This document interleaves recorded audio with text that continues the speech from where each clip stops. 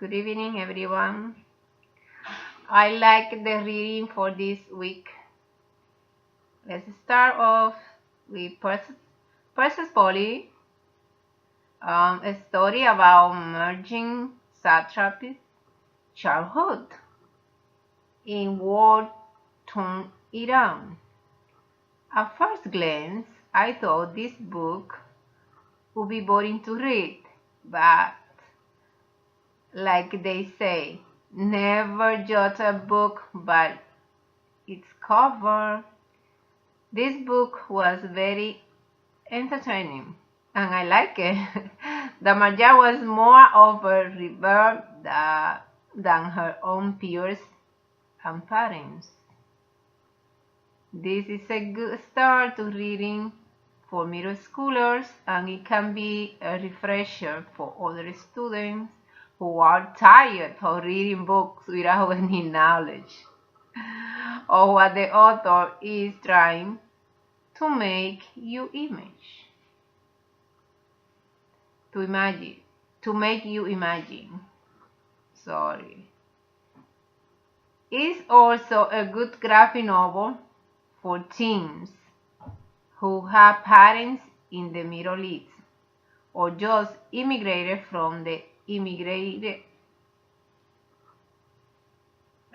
Middle East themselves. I also choose it as my independent reading because this book captivated me. I like it and I even look to the sequel. One quote I found that resonated with me is the key to paradise was for poor people. I thought this quote spoke a lot about the story. Not only was Marjane wealthy, but she had a maid that was brought by her family to have a better life, which is true. She did. But she was their maid.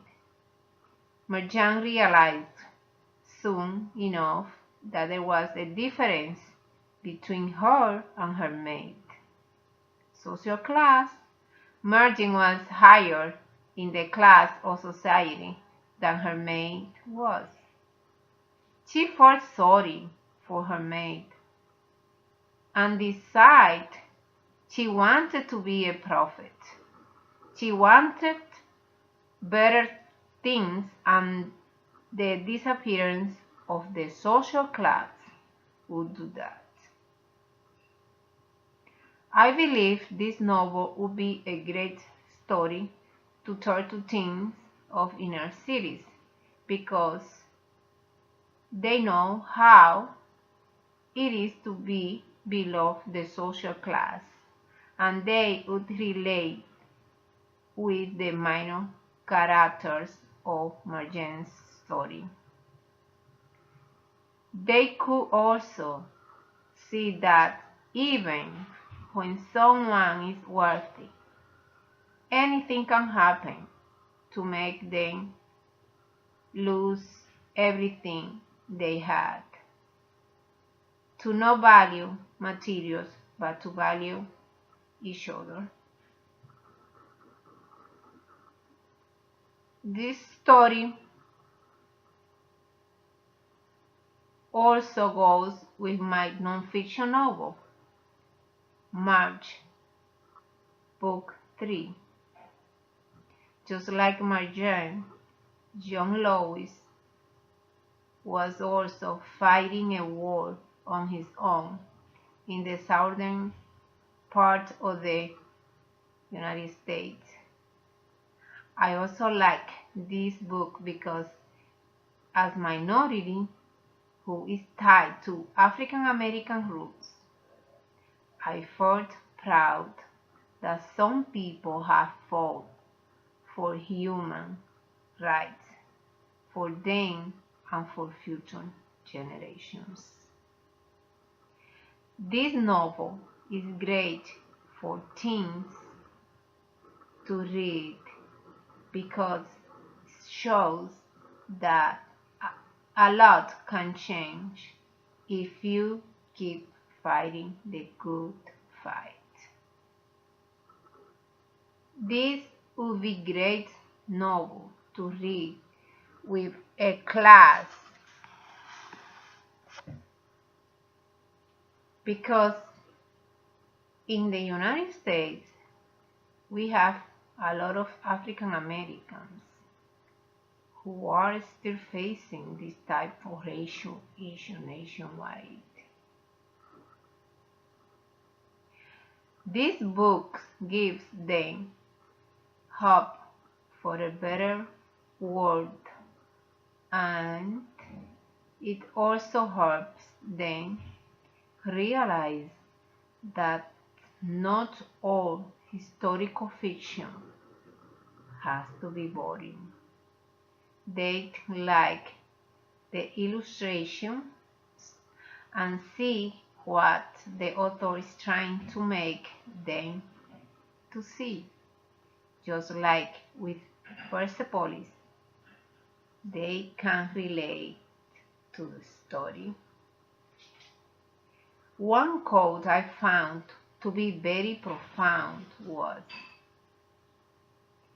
"It matters not whether it is Angola, Mozambique, Southwest Africa, or Mississippi, Alabama, Georgia, and Harlem, USA.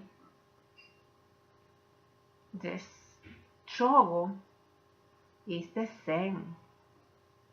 It is against a vicious and evil system that is controlled and kept for and by a few white men throughout the world." That quote spoke a lot about the story.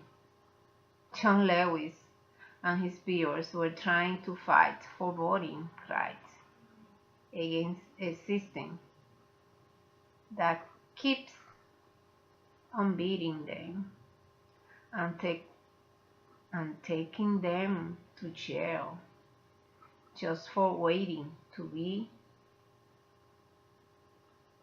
as equal as the white men and women are throughout America. The voting rights fight may not be going on today, but people are still trying to feel equal, just like the rest of America who is putting them down.